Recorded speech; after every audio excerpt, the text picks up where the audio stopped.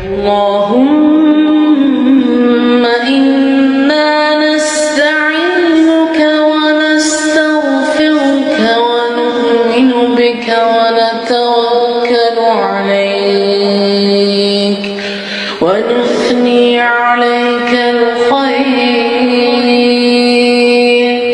ونشكرك ولا نكفرك ونخلع ونترك من يفجرك.